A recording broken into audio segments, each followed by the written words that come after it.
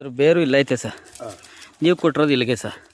ನೋಡಿ ಒಂದೇ ತ ಕೊಟ್ಟಿದ್ರಿ, ಈ ಬೇರು ಇಲ್ಲ ಅದೇ ಅಂತ ಯಾರಿಗೂ ಗೊತ್ತಿಲ್ಲ. ಆಮೇಲೆ ಇಲ್ಲಿ ನೋಡಿ ಗಾಳಿಗೆ ಆರೋಗದೆ ಮುಚ್ಚಬೇಕದ ಹಾಕ್ಬಿಟ್ಟು ಕಂಪಲ್ಸರಿ ಒಳಗಡೆಗೆ ಮಿನಿಮಮ್ ಒಂದು 6 mm ಅಷ್ಟು ಮಣ್ಣು ಮುಚ್ಚಬೇಕು.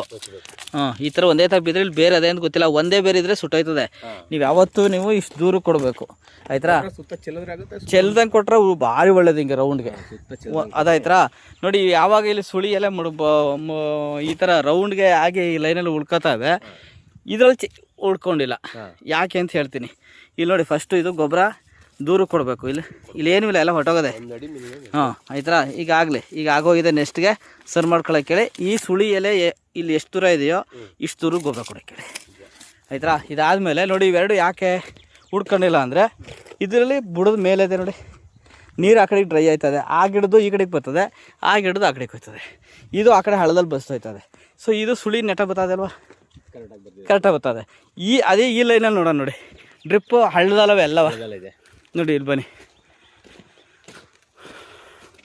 ನೋಡಿ, ಇದು ನೀರು ಬಸಿತಾ ಇಲ್ಲ ಆಯ್ತಾ. ಸುಳಿ ಟೈಟ್ ಆಗಿದೆ, ಈ ಲೈನ್ ಪೂರ್ತಿ ಟೈಟ್ ಆಗಿದೆ. ಯಾಕೆಂದರೆ ಡ್ರಿಪ್ ಒಳಗೆ ಇದೆ, ಶೀತ ಜಾಸ್ತಿ ಇದೆ. ಇಲ್ಲಿ ನೋಡಿ ಬುಡದಲ್ಲಿ ಶೀತ ಇಲ್ಲ, ಸುತ್ತ ಶೀತ ಇದೆ, ತುಂಬ ಚೆನ್ನಾಗಿ ಬರ್ತದೆ. ಇದ್ರ ಜೊತೆಗೆ ಇಲ್ಲೂ ಒಂದು ಬರೋಣ ನೋಡಿ, ಇದು ಸುಳಿ ಹುಡ್ಕೋತಾ ಇದೆ ಜಾಸ್ತಿಯಾ. ಇದು ಇಮ್ಮಿಡಿಯೇಟಾಗಿ ಓಪನ್ ಆಯ್ತದೆ. ಇದು ಮಣ್ಣು ಕೊಟ್ಟಂಗೆ ಆಗಿದೆ, ಸ್ವಲ್ಪ ಗಾಳಿ ಆಡ್ತದೆ ದೂರಕ್ಕೆ, ನೀರು ಬಸ್ತೋಯ್ತದೆ. ಸೊ ಅದಕ್ಕೆ ನೋಡಿ ಇದು ಸುಳಿ ಹೋಗಿದೆ, ಇದು ಸುಳಿ ಕೊಳ್ತೋದಂಗೆ ಆಗಿದೆ. ನೀರು ಜಾಸ್ತಿ ಆಗಿ ಬೇರೆ ಕೊಳ್ತೋಗಿದೆ. ಪಕ್ಕದಲ್ಲಿ ಮರಿ ಬರ್ತದೆ, ಆ ಮರಿನೇ ಸ್ಪೀಡಾಗಿ ಬರ್ತದೆ. ಸೊ ಇದು ಅವ್ರಿಗೆ ಅರ್ಥ ಆದರೆ ಸಾಕು.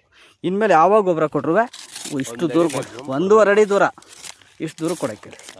ಡ್ರಂಚಿಂಗ್ ಕೊಡಾಗ ಬುಡಕ್ಕೆ ಕೊಡಿ ಲಿಕ್ವಿಡ್ ಮಾತ್ರ, ಲಿಕ್ವಿಡು. ಬಾಕಿ ಇದೆಲ್ಲ ಗೊಬ್ಬರ ಕೊಡಾಗ ದೂರ ಕೊಡೋಕ್ಕೆ. ಸರಿ.